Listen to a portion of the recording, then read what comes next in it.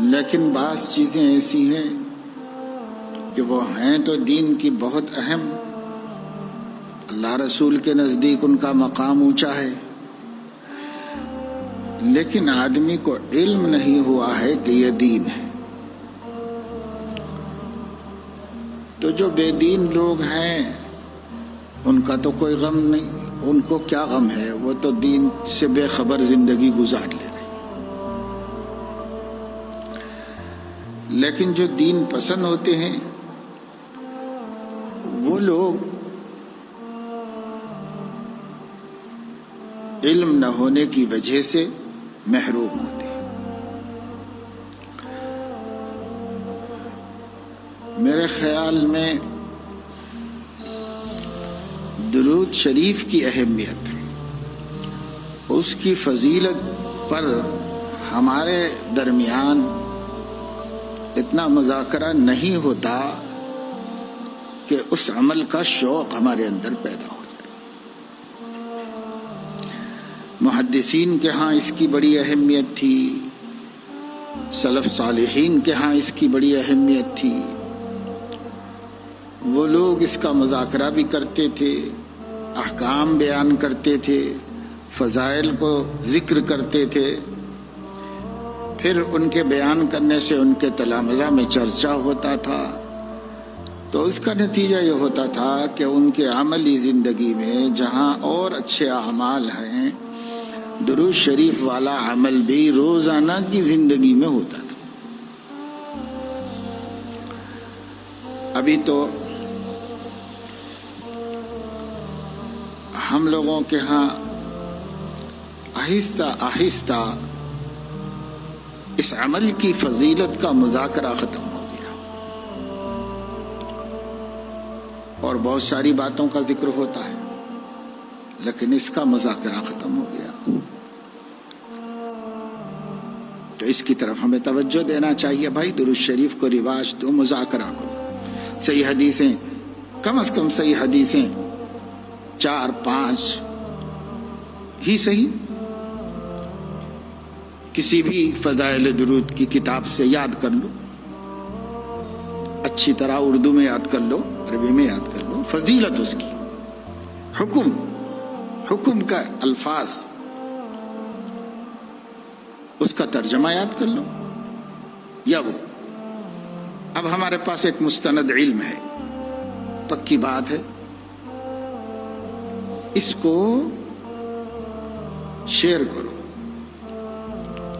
آج کل تبلیغ کرنا نہیں کہتے، آج کل شیئر کرنا کہتے، دوسروں کے ساتھ شیئر کریے۔ تو چلو آپ شیئر کہہ لو کہ تبلیغ کہہ لو اسے، مگر کرو اس بات کو، ایک دوسرے کے سامنے ذکر کرو۔ آپ لوگوں سے اور جو لوگ ہمارے ساتھ سننے میں شریک ہیں، ان سب لوگوں سے گزارش ہے کہ آج جمعے کا دن ہے، اگلے جمعے تک 1 ویک، 1 ہفتہ اس کا منائیں، جو ملا اس سے پوچھو درود شریف کا آپ کا کیا معمول ہے، بھائی درود شریف کثرت سے پڑھا کیجئے، بڑے کام کی چیز ہے، اپنی دنیا کا فائدہ ہے، آخرت کا فائدہ ہے۔ ہر ایک سے ذکر کو، ہر ایک سے ذکر کو، اور طے کر لو کہ کم از کم اس 1 ہفتے میں ہم ہر شخص سے پہلی بات یہی پوچھیں گے اور پہلی دعوت اسی کی دیں گے۔ تو دیکھیے کتنے لوگوں تک ہماری بات پہنچ جائے گی۔ اب پھر کتنے ایسے ہوتے ہیں جو ہمارے جیسے بے حس نہیں ہوتے، بولتے بھی ہیں، سنتے بھی ہیں، کرتے نہیں ہیں، ہم جیسے نہیں ہوتے۔ بہت سے ایسے بندے ہیں خدا کے اور ایسی بندیاں ہیں جنہیں ایک دفعہ اہمیت اور اہتمام سے کوئی بات معلوم ہوئی تو ان کی زندگی بھر کا عمل بن جاتا ہے، زندگی بھر کا عمل بن جاتا ہے۔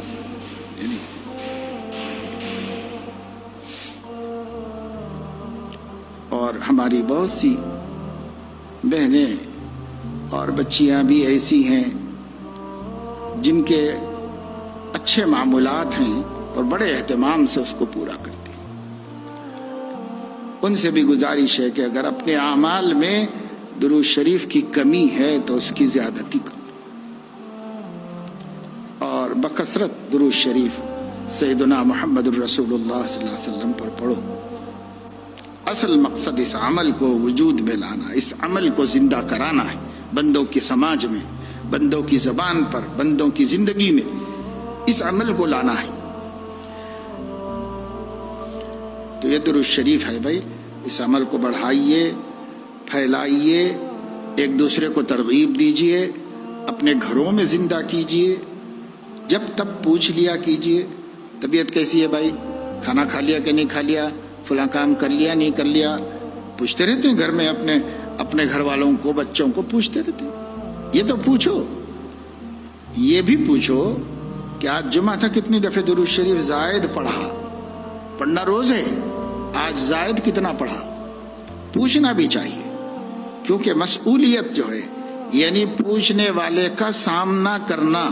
اس کو کہتے ہیں مسئولیت، سوال کرنے والے کا سامنا۔ مسئولیت ایک سبب بن جاتا ہے کسی چیز کے صحیح طریقے پر وجود میں آنے کا۔ اگر ہم پوچھتے رہیں گے تو ہمیں جواب دینا ہے سامنے والے کو، جھوٹ بول کے کیا فائدہ ہے بھائی، کچھ تو اہتمام کرے گا، بولے گا کہ بھائی آج ہمارے ابو پوچھیں گے کہ آج درود شریف زیادہ کتنا پڑھا، تو کچھ تو بتانا بھائی، 10 تو پڑھیں، 10 زیادہ کریں، 10 تو بڑھائیں، کچھ تو کریں گے۔ پوچھنے کا بہت فائدہ ہوتا ہے، پوچھنا چاہیے، اور حکمت سے پوچھنا چاہیے، شفقت سے پوچھنا چاہیے۔ اگر اچھا جواب نہیں ملا، امید کے خلاف جواب ملا، تو بھی غصے میں نہیں آنا چاہیے، بہت صبر و حلم کے ساتھ مزید تاکید سے اور درد اور کڑھن کے ساتھ اور پھر دعوت دے دینا چاہیے، پھر مزید تاکید کر دینا چاہیے، ارے بھائی کر لو، اپنا فائدہ ہے، کر لو، اللہ کو خوش کرو، نبی کی محبت پیدا کرو، اپنے کام کی چیز ہے، آئندہ ہفتہ ایسا مت کرو، آئندہ جمعہ ایسا مت کرو، کہنا چاہیے۔ شفقت کے کہنے میں زیادہ تاثیر ہے غضب کے کہنے سے اور جھڑک کے کہنے سے، شفقت کی کہنے میں زیادہ تاثیر ہے، اس کی کوشش کیجیے۔ اور جیسا کہ میں نے کہا، اگر ہم مہم بنائیں تو اس کا اچھا فائدہ ہوتا ہے۔ خدا جانے کتنے بندوں کی زندگی میں بھائی نبی سے کس کو محبت نہیں ہے، سب کو محبت ہے اور سب کو ان کے احسانات کا اعتراف ہے، لیکن دھیان اس طرف نہیں جا رہا ہے کہ ہمیں بھی کچھ کرنا چاہیے، اور وہ کچھ کرنے میں نہ پیسہ خرچ کرنا ہے نہ محنت کرنی، بیٹھے بیٹھے زبان ہلانا ہے، تو یہ بھی نہ کریں نبی کے لیے، تو پھر کیا فائدہ بھائی، ڈوب مرنے کی بات ہے۔ تو جب ذرا تدبر کرے گا، غور کرے گا، خود بخود اس کو سمجھ میں آئے گا یہ کام اہم ہے بھائی، کرنا چاہیے، خود بخود اس کو سمجھ میں آئے گا۔ اس لیے لغو لا یعنی سے زبان محفوظ رکھیے، زبان کو زیادہ تر اللہ کے ذکر، نبی پاک صلی اللہ علیہ وسلم پر درود شریف پڑھنے میں اس کا استعمال کیجیے۔ یہی وباؤں کا حل بھی ہے، اور یہی مصائب اور امراض کا علاج بھی ہے۔ کثرت سے درود شریف پڑھو، انشاءاللہ۔ کہتے ہر مرض کی دوا صلی علی، پہلے لوگوں کی زبان پہ تھا جملہ یہ، ہر مرض کی دوا صلی علی، یعنی درود شریف پڑھو، درود شریف پڑھو، درود شریف پڑھو، ایسے تھا۔ اب کہتے ہیں ہر مرض کی دوا زندہ طلسمات، پہلے سب کی زبان پہ یہ تھا، ہر مرض کی دوا صلی علی، یعنی نبی پہ درود شریف پڑھو، مسئلہ حل۔ درود شریف 10 دفعے جب رحمت کرے گا تو وہ رحمت کے بیچ میں مسئلہ خراب کیسے ہوگا، مسئلہ درست ہی ہو جائے گا، سمجھے نہیں؟ تو درود شریف کا اہتمام کریے بھائی، اس میں اپنا فائدہ بھی ہے، اس دنیا کا فائدہ بھی ہے، مادی فائدہ بھی ہے، اخروی فائدہ بھی ہے، اللہ کی رضا کا سبب بھی ہے، پیارے آقا صلی اللہ علیہ وسلم کی محبت میں اضافے کا سبب بھی ہے۔ اس لیے درود شریف کی کثرت، اور جمعے کے دن اس سے زیادہ کثرت کا سب لوگ اہتمام کریں، ارادہ کریں، عمل بھی کریں، اور اللہ تعالیٰ سے دعا بھی کریں۔